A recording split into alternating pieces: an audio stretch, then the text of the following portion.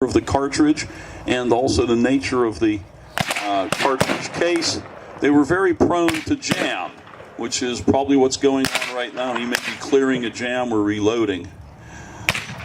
So the United States government really never adopted the Henry. They bought about 2,000 of the Henry rifles, and some individuals purchased Henry rifles because of the thought of having 16 rounds ready and able to be fired.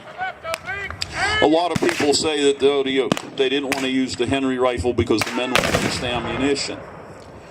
Well, they didn't buy the Henry, but they bought 80,000 Spencer repeating rifle carbines for the cavalry and another 10,000 Spencer repeating rifles for mounted infantry units. So it wasn't really a question of waste of ammunition.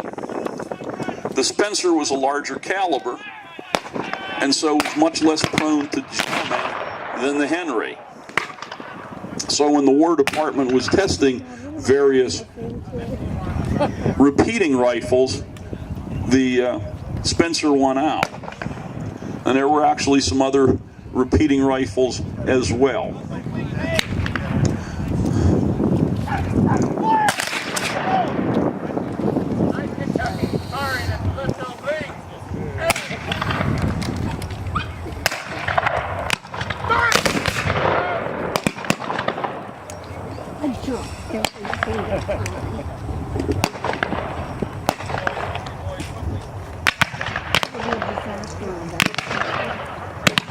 Now again you see the Federal infantry in formation.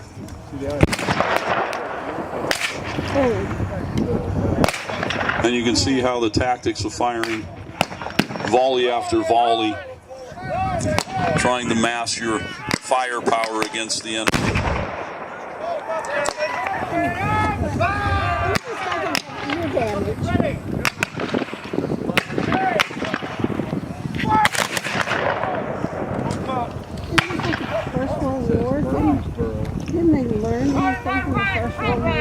So you see the Confederates are advancing in echelon, one unit moving up and firing, supported by the next unit. And the commander just fired by rank. He fired the front rank first, and then fired the second rank. This way not unloading all of his weapons at the same time, in case the Federals try to rush forward. Now on the field, what you can see is they are trying to use some flanking tactics. Your most effective firepower is not straight on against the enemy, but if you can fire at a flank or down the ranks, again, with the mini ball, it has a potential not only of hitting the one man, but going through them and inflicting greater casualties. Plus, if you're firing in an angle into the infantry, you have a greater chance of hitting a target. So to increase the effectiveness, you want to fire from the flank of the enemy to increase the effectiveness of your firepower. Also, if you can obtain the enemy's flank, then you're forcing him to maneuver in a bad situation where he's going to either allow you to fire on his flank, or if he turns, he may be exposing his flank to another unit. So the Federals are trying to do some maneuvering here to offset their inferiority in numbers.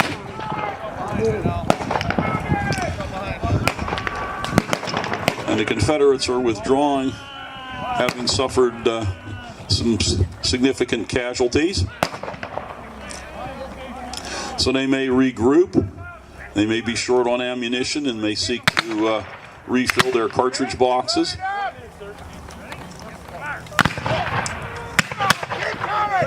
When I say stop, move! As you watch the Confederates falling back.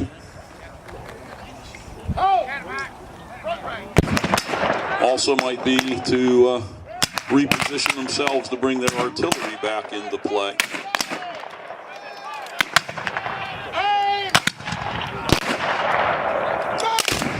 So let me take a moment and talk about a little bit about reenacting.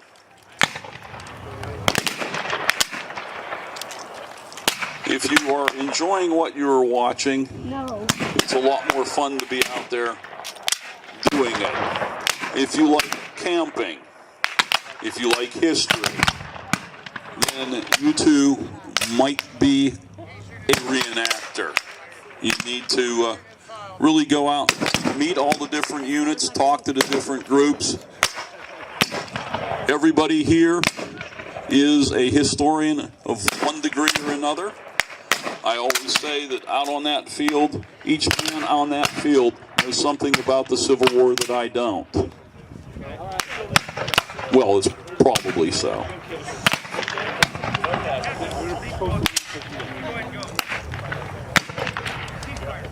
But these are people that do a lot of research and a lot of studying. They really do understand the history, the tactics.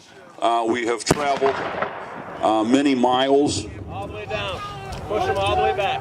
The units, many of the people have gone to major national events such as Gettysburg, Pennsylvania, or Shiloh, Tennessee. So they've been to a lot of the battlefields and have traveled all across the country. I personally can say that I've reenacted in only 22 states and 2 foreign countries.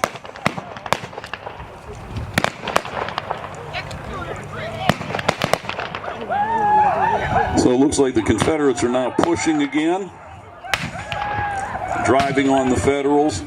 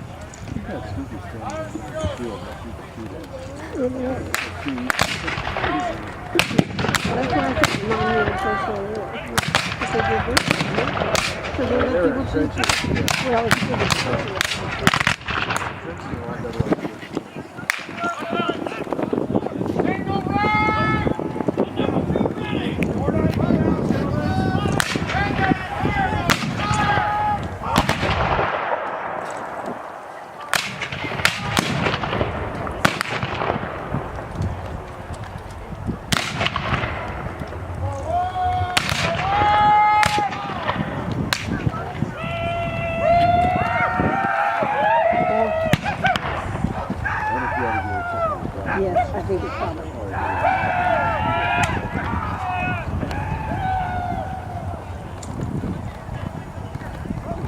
All right, thank you very much. I think we're winding this down.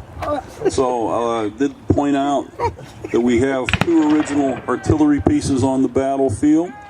The ordnance rifle on the Confederate side, the one closest to us, if you want to go down and inspect something that was actually used in the Civil War.